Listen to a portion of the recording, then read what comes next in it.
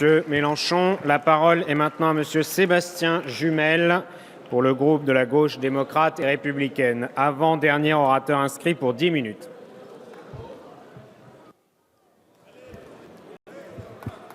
Monsieur le Président, Monsieur le Premier ministre, Mesdames et Messieurs les ministres, chers collègues. Mes chers collègues, un peu de silence, s'il vous plaît. Voici donc le vent de fraîcheur censé dépoussiérer et moderniser nos vieilles institutions. Voici venue, selon votre lapsus, l'année des 2000 disettes, du sang et des larmes. Un Parlement humilié, une opposition sommée de se mettre au pas face aux bulldozers mis en marche, optimisant au profit de quelques-uns les institutions d'une 5e République tombée en désuétude. La verticalité du pouvoir s'annonce maximale. Votre intervention, Monsieur le Premier ministre, s'est contentée de nous préciser le grand dessein présidentiel. Aucune surprise donc, et pas plus de rêve. Les classes populaires et les classes moyennes peuvent déjà mesurer que ce projet n'est pas pour elles, mais pour celles qui les surplombent, qui les toisent et quelquefois les méprisent. Ce projet néolibéral et technocratique, si éloigné du pays réel, n'a pas vocation, selon nous, à traiter des problèmes quotidiens du peuple. Payer ses factures à la fin du mois, ce qui va s'avérer de plus en plus difficile pour les retraités avec l'augmentation de la CSG, trouver un médecin, scolariser ses enfants dans une classe de 30 élèves, se former près de chez soi, y compris hors de métropole, se déplacer par le train sans aléas du quotidien, échapper aux licenciements boursiers, vivre de sa production agricole, de sa pêche, de son travail d'artisan ou de commerçant sans être pénalisé par la concurrence déloyale ou le travail dérégulé. Ne pas être assigné à sa caisse de grande surface le dimanche, ne pas être traité d'illettré quand on est ouvrière, être tout simplement respecté, y compris dans ses difficultés de vie. Monsieur le ministre, chers collègues, on n'est pas rien quand on ne réussit pas, sauf à confondre l'être et l'avoir. Votre projet signe le renoncement à notre modèle de protection sociale. Il signe l'avènement de la précarisation et l'ubérisation du travail. Plus dure sera la vie et il faudrait s'y faire. Quant aux élites, il semble qu'elles se frottent les mains. Ce projet, il renonce au rêve républicain et à sa part centrale, celle de la République sociale. Un projet qui estompera peu à peu de nos frontons d'hôtels de ville l'égalité et la fraternité. Monsieur le Premier ministre, jamais dans notre histoire récente, les ailes de l'exécutif n'avaient fait autant d'ombre au pouvoir législatif. Le président de la République dispose certes d'une majorité confortable, mais elle n'est pas proportionnelle à la légitimité de son suffrage universel. Et elle ne lui confère pas la légitimité suffisante pour appliquer son programme sans discussion. Dans la situation de crise économique, politique, sociale dans laquelle nous sommes, liquider une partie des droits des salariés sans véritable débat, sans possibilité d'amendement par ordonnance est donc une folie. Je doute d'ailleurs, Monsieur le Premier ministre, qu'au fond de vous-même, cette méthode que vous subissez plus que vous ne la choisissez vous fasse rêver. Nous voulons au contraire, dans cette enceinte, donner à voir, à entendre le pays réel, ce qu'il vit, ce qu'il souffre, ce qu'il rêve, ce qu'il espère. Une réalité amplifiée quoique singulière dans les Outre-mer. Des territoires pour lesquels nous demanderons lors des assises de l'Outre-mer la justice sociale, la reconnaissance des spécificités, le respect des identités. Vous nous accuserez peut-être de dresser un noir portrait de cette réalité sociale que la majorité ne veut pas voir. Et pourtant, elle s'impose. Dans le même temps, il existe une formidable énergie dans notre peuple qui n'en peut plus d'étouffer sous le joug de la loi du plus fort et de l'argent. Nous nous attacherons à le libérer.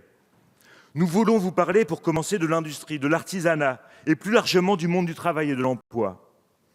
Une récente note de l'INSEE, s'appuyant sur un questionnaire adressé à des dirigeants d'entreprise, voyez que nous ne sommes pas sectaires, montre que l'obstacle principal au développement de l'activité et de l'emploi ne réside pas dans le Code du travail qui arrive en fin de liste citée par ses patrons.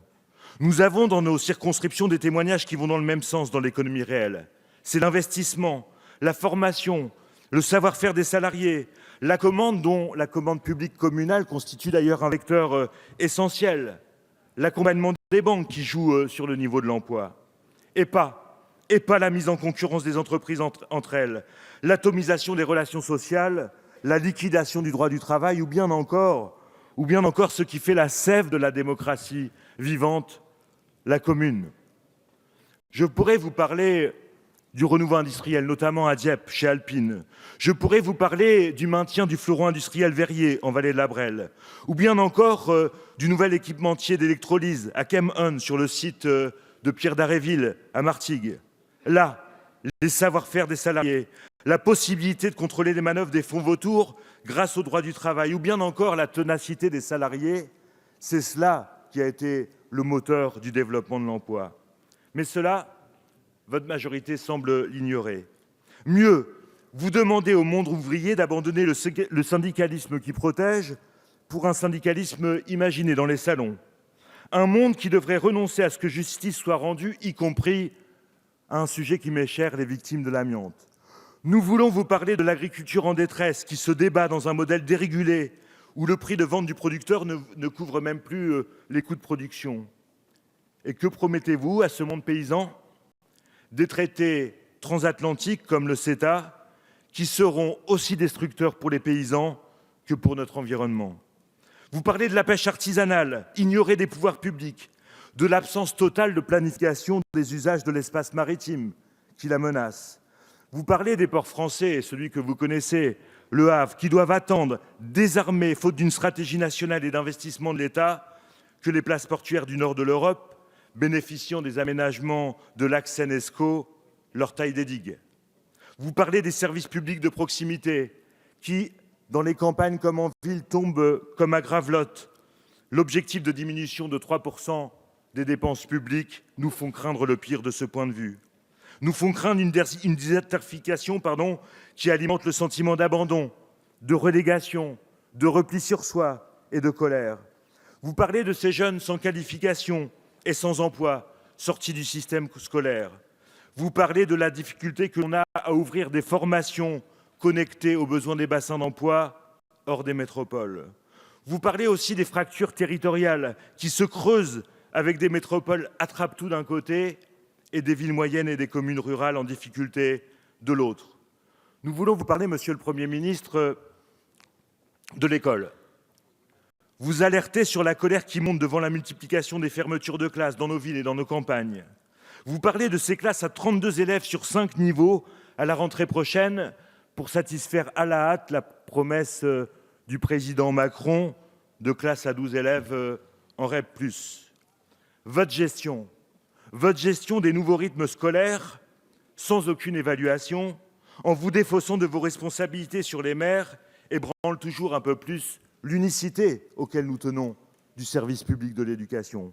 Nous voulons vous parler de l'hôpital, dont la présence sur le territoire se réduit par pans entiers. Dans le même temps, la population vieillit, les besoins de santé en proximité s'accroissent et les agences régionales de santé continuent, en suivant la tarification à l'activité, de serrer les vis, de fermer des hôpitaux de proximité. Nous voulons vous parler dans ce contexte du désarroi de la communauté hospitalière dont le seul rêve est de continuer d'apporter du soin et d'aider aux soins. Face à cette France réelle, que nous propose le président de la République ? Que nous proposez-vous, Monsieur le Premier ministre ? Une réduction du rôle de l'État protecteur, de l'État stratège, de l'État aménageur, de l'État producteur déjà singulièrement affaibli par 10 ans de politique d'allégeance aux injonctions de Bruxelles. L'engagement providentiel d'organiser une conférence des territoires n'a de sens à nos yeux que s'il se débarrasse de l'étau austéritaire, que s'il est accompagné dans chacun de nos territoires par un moratoire préservant nos services publics de proximité. De ce point de vue, nous sommes profondément inquiets de votre annonce d'assassiner au choix la commune ou le département. Grâce à une habile conduite de la partie d'attrape-tout, politique qui permet de réunir tous ceux qui ont comme point commun le libéralisme, l'état de grâce semble, y compris sur ces bancs, encore d'actualité. Il ne durera pas. Très vite, le brouillard des illusions se dissipera sur le mur de l'argent. Il y a 5 ans de cela, la finance avait été désignée comme l'ennemi. Aujourd'hui, avec l'augmentation de la CSG, l'allègement de l'ISF, la baisse de l'impôt sur la société, vous avez décidé de câliner la finance. Avec les mesures d'austérité, les plus vulnérables, vous avez tenté de donner des signes aux plus riches. Il ne s'agit pas pour nous de pleurnicher, mais de montrer ce que vous ne voulez pas voir. Et vous, chers collègues, qui parfois faites ici vos premiers pas en politique, vous aurez rapidement cette réalité aux trousses. Bientôt, vous comprendrez que le libéralisme ne résout rien. Il existe des contradictions dans la société qui imposent que l'on prenne parti. Le nôtre est sans ambiguïté.